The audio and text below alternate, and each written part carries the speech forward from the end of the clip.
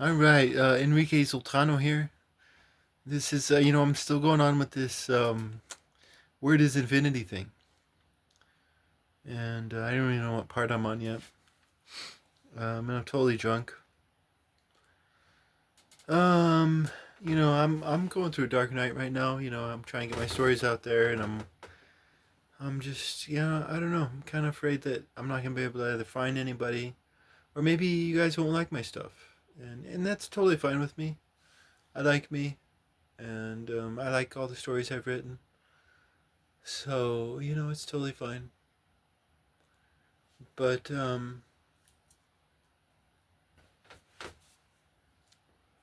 no, totally going through a dark night right now, and I don't know. I'm going to talk about. You know what? I totally want to shit on my daughter at some point, or my. No, actually, I don't have any family, like I said, so I don't have a daughter. I used to have a daughter. Her name was Jasmine Rose Baldonado. And like I said, I totally saw my hero as Columbo. But to be a ninja in the United States of America is a very lonely thing. It is, because if you portray yourself like a bum, then people are gonna treat you with disrespect.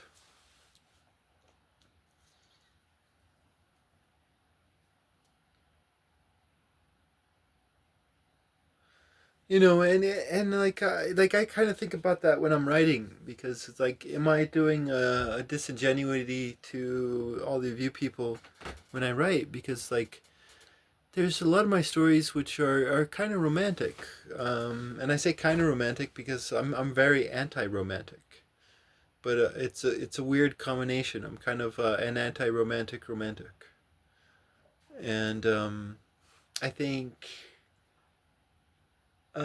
to put that into more concrete terms, you would have to say that I don't like a lot of the romanticism that's out there. I don't.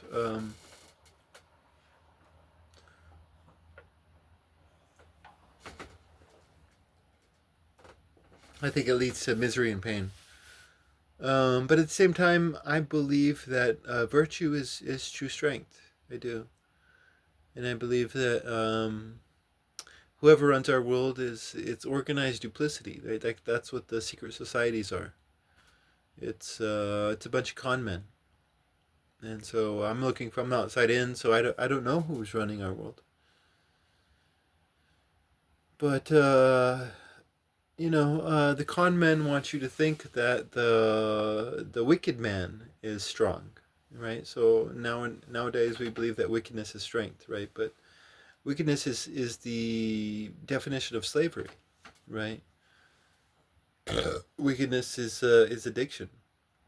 Wickedness is the haters, the toxicity of haters. Wickedness is a dog eat dog, right? The man who fights to get ahead has no friends. That's just a definition, simple definitions. Um, and so in a lot of my stories, yeah, no, virtue is strong. The man that succeeds in our world sometimes has no friends and is alone. Um, anyways, shitting on my daughter, shitting on my daughter. Okay, so when I was, like I said, when I was a kid, I saw Solomon, and I thought, hey, I want not virtue, I want wisdom, and so I've been seeking out wisdom for my entire life, and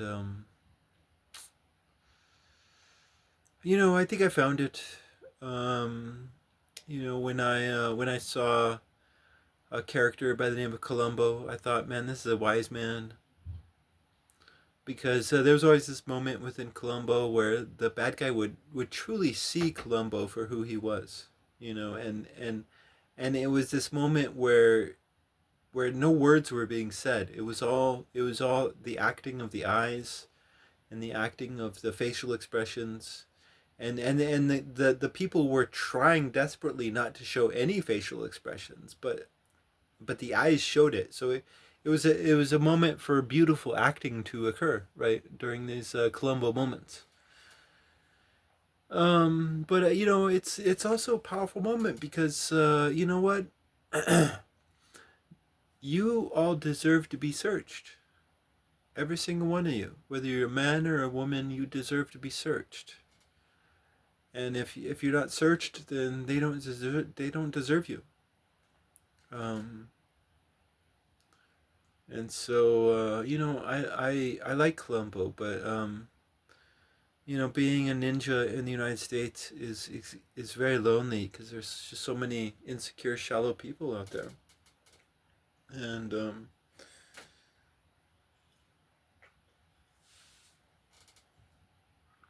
anyways, so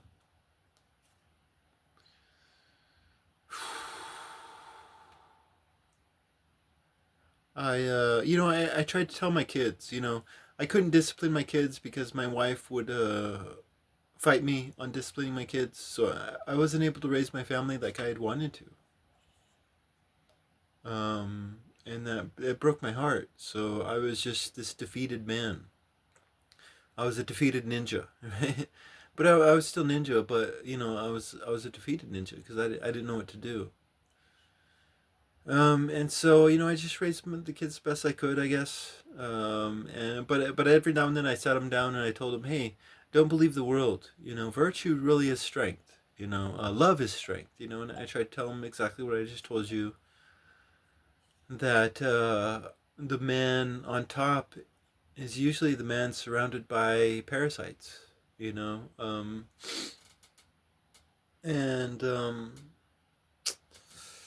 they're surrounded by people who don't love them, and so sometimes the man at the top is extremely lonely in our world, right? And the man at the bottom is like, we just live in a lonely world altogether.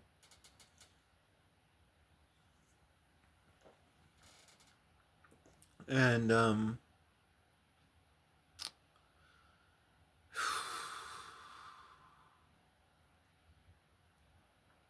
so, but I tried to tell my kids, hey, don't, be honest, be trustworthy, be loyal to those who you should be loyal to, not loyal to those who you shouldn't. Be loving, that's real strength. You could die having lost in this world, but if you fought for love and justice, then you're a winner in the halls of Valhalla. That's what I believe. And that's what I try to tell my kids. And but anyways, not only did I try to tell them that, I've learned, several things about wisdom in my life, and I tried to pass them on to both of my children. My daughter, she's my eldest, and then 2 years younger than her, a bit less than 2 years younger than her, about 2 months younger. So they're about 1 year and 10 months apart. Um, but I tried to tell both of them that, and it didn't stick, obviously. But I thought it was sticking with my daughter. I read the Torah, and it says, spare the rod, spoil the child. There's also this one point that says, don't treat your daughters like princesses, and that's like, that actually line sums up the whole of the Torah. Don't treat your daughters like princesses. Like, if we only understood that one line, the whole of the Torah would be understood. Um, but I didn't treat her like a princess. I didn't. I treated her with respect, and I couldn't discipline either of my children like I'd wanted to, because my wife would fight me on it. and my wisdom failed me. My religion at the time was Catholic. I'm no longer Catholic, thankfully. Um, but my religion at the time was Catholic, and they had nothing for me. They were prideful pieces of shit. Um, I tried to go to them and tell them, "Hey, my wife doesn't love me. What do I do?" And they had nothing for me. None of them. I got to the point where before I even talked to them, I would ask them to the difference. I'd ask them the definition of pride and humility, and if they don't know that, then they have nothing good to tell me. And like 99% of them didn't know the answer. So, um, uh, so fuck them, you know. But you know, I tried to teach them as much as I could, and I realized later on, oh my god, look at that. Um, fucking A.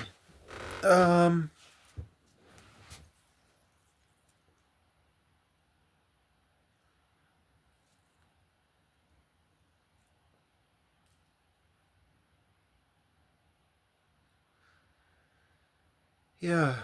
Um,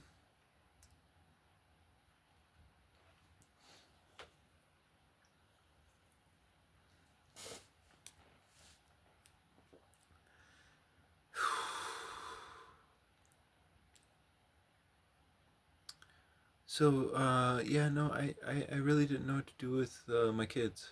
But, um, I did know one thing. I did know that Moses believed in treating women with respect.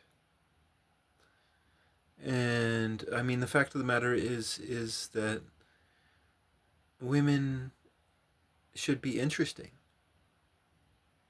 I mean, men are totally bored with women nowadays. They are. And, they're totally bored with women because women are stupid, and you're all victims. Victims of a predatory educational system and a predatory secret societies and stuff. Philosophical tact that you do not understand. Um,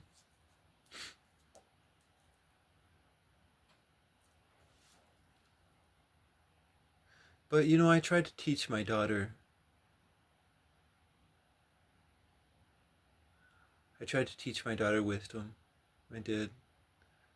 And I'd look at both my children as I tried to teach them. And I'm the fool. Um, I am. But I'm on the fool on purpose.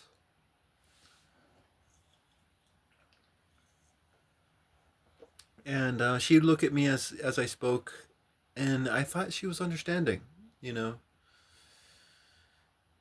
my son, on the other hand, he didn't look like he was understanding. My wife really tried to disrespect me in front of my kids, as she should have, because I was constantly trying to cheat them. But that's how you teach them wisdom. The person that's going to cheat you is the man that or woman that tells you that they love you when they don't. Um, and I did, but I, try to pull a fast one over on them. I thought that was wisdom for a father. And so she was right in disrespecting me in front of them, but she was wrong because she didn't understand me. Yeah. Unfortunately, my wife and I love my wife, I do. She's been in my dreams the past few nights, totally trying to tell me something. I don't know what she's trying to tell me. I think she's on the good side of the veil, so she made it. Despite all that I'm saying, there's a lot of mercy. Allah is all merciful. I believe that.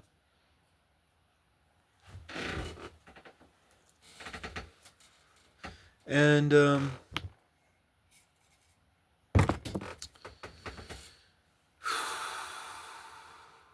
anyways, I did. I tried to teach my daughter wisdom, and I thought she was listening to me. I did, and I was so proud of her. I thought it was my daughter and I versus the world, you know. It turns out that it's only me versus the world, and then it turns out that no one should really be against the world. Seriously, I mean, we should. Messianism is a disease, and but you know, I was searching for wisdom even at the time that I was a father, and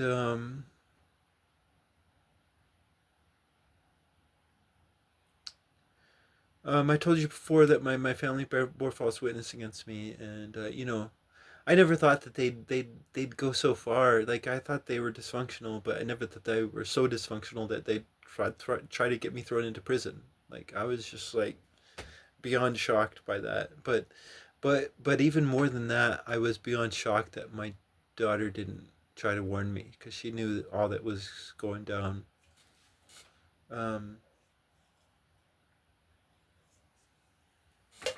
I really did try to teach her wisdom. And one of the things that I definitely taught her, because she was homeschooled, and she was homeschooled. My dad started homeschooling me, and you know I did not like the Seton program because I thought they were a bunch of Nazis, um, educational Nazis, just like the rest of our educational curriculum that tries to make you sound more smart than you actually are. And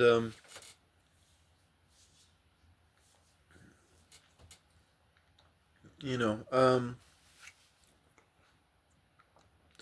but like public schools, they just teach you obedience. Public schools, they teach you like if you get a engineering degree, then you should be able to build your own vehicle from raw materials to finished product. Education should empower you. Education should empower you. That's one thing I definitely taught my daughter. Education should empower you, and the education that we're getting in the public schools are not empowering you. And so she goes from me, where I'm homeschooling her, and I'm homeschooling her on the what's it called, philosophy, where you don't give a fuck, where uh, there's a specific name for it, where the education comes from the child, right? And I totally saw myself like Sean Connery in Indiana Jones, where I'm just like leaving my kids free, you know, to be their own people. And if they fuck up, it's on them, not on me.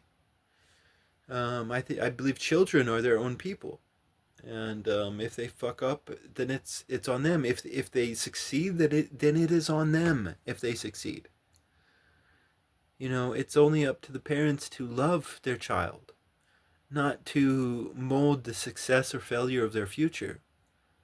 A success or failure is not real. Success or failure is of the heart, um, not of this world. Oh my God. So she goes from me homeschooling her, and there was this one day, like I knock on her door and I enter into her room.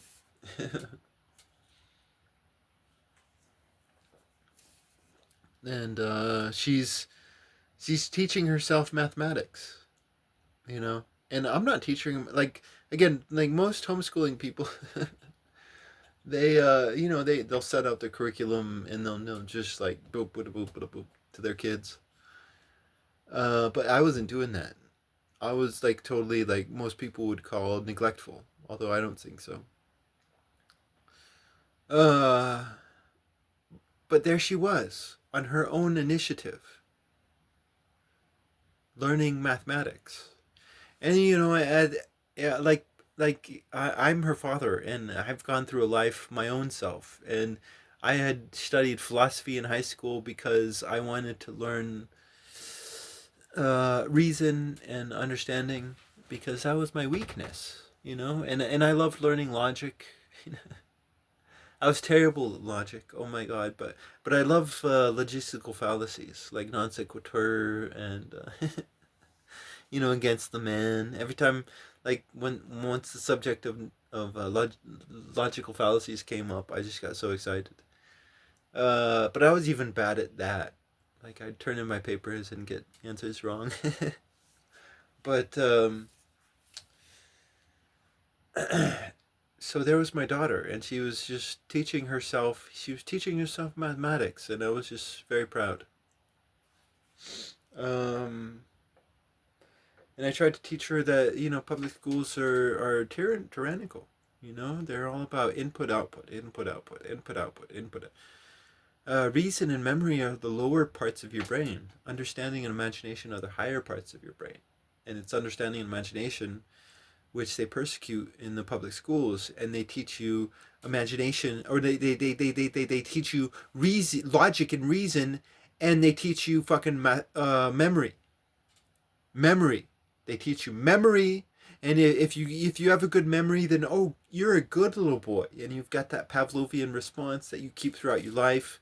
If you get a promotion, you're like, oh hey honey, I just got a promotion, and it's like fuck you, bitch. You're a nothing. You're being patted on the head by a bunch of assholes. Um,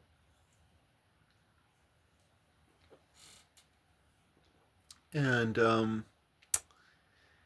anyways, so my family bore false witness against me. I fled Washington State. I eventually came to New Mexico. I spent all the money that I had. I was depressed. And it was mainly because of my daughter that I was depressed. I wasn't really surprised about my family, although I was surprised that they'd go that far. But I wasn't really surprised. This dysfunction follows my family around. And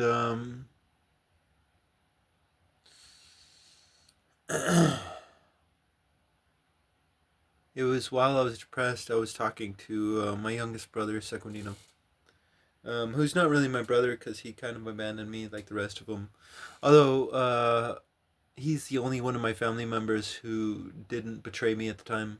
All the rest of them stabbed me in the back, including Anthony. Uh, PK, he was alive at the time, but PK wasn't involved, so he didn't. PK didn't stab me in the back either, but PK stabbed me in the back many times in my life. Oh my god, like that's our relationship. Him being a two-faced little bitch against me. But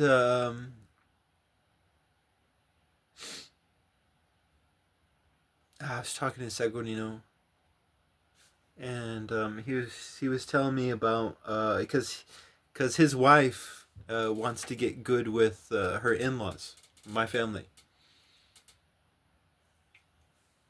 which to me is like a total red flag. Oh my god. But whatever.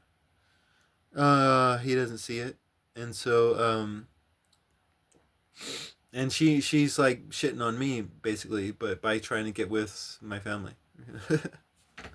And he's seeing things properly by saying, hey, they just railroaded this innocent man, and he's an innocent man. They could just railroad him anytime they want, right? So he's seeing it properly, saying, hey, this is horrifying. We need to stay the fuck away from them. And his wife is like, hey, no, let's get in good with your family and all this stuff, blah, blah, blah. Total red flag, but whatever. Uh, but anyways, I'm talking to Sequinino, and he tells me that my daughter got on the honor roll, and that is the biggest shame. Like I've done shameful things in my life, just like we all have. We all have toxicity within us, and we're all the inner battle, and none of us are perfect. And but Oh my God, my daughter Jasmine Rose Baldonado got on the honor roll. You know, they Pavlovian response, right? Pavlovian response. Oh, you're a good boy, A plus. You know. Oh, I just got a promotion, honey. Oh my God. And like the rest of you, it's all forgivable because you're victims, right? But my daughter, she's not a victim. She should have known better. And she should have known better because they're humiliating. Like the honor roll is a humiliation.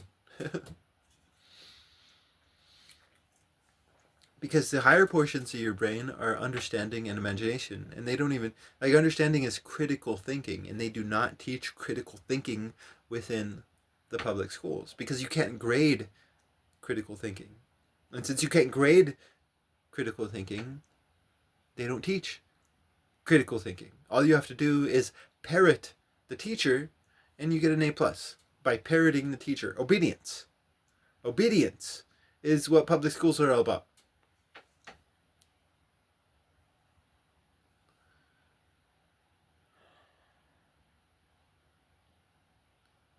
So, yeah, no, you know what? The word is infinity. This has nothing to do with the word is infinity, but I'm drunk. You know, I'm lonely. I'm searching for others to make stories with. Um, and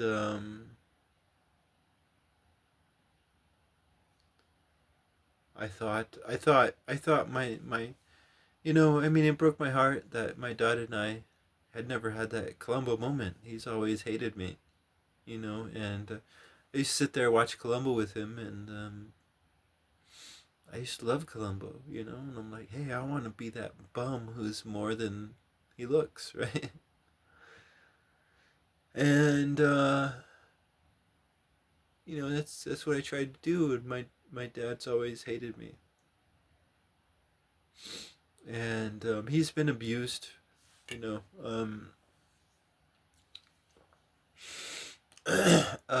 He's had an abusive one abusive parent that he doesn't think is abusive, but uh, if you're a sheep and you follow the wrong shepherd, then you're gonna be in misery and pain. And that's I think the story of my dad. Um, and I shouldn't be thinking about myself. You know, as far as my daughter is concerned, I just want someone to connect with in life, and I've connected with some people. Um, I just connected with this one guy that lives here in this RV park. His name's Gary. Um, he drove me to get this beer here, and he is amazing to talk to. Yeah, I connected when I was on the streets. I met this drug dealer. Um, he was this white Irish guy, and oh my, I love that guy. Like being on the streets was like heaven and hell. Every time I was writing stories, I was in heaven. Every time I was not writing stories, I was in hell. And but when I was with him, it was like one time when I was not engaged in my stories when I was in heaven. I was just like, I love that Irish drug dealer guy, um, Doc Harry. I called him Harry Doc. um, I still have his number. I need to call him at some point, but I'm just blah. We're kind of on different paths right now, but yeah, I thought I had a connection with my daughter. Um, I thought she understood what I was trying to teach her. Um, uh, but obviously she didn't. And I should feel sorry for her because she's probably suffering.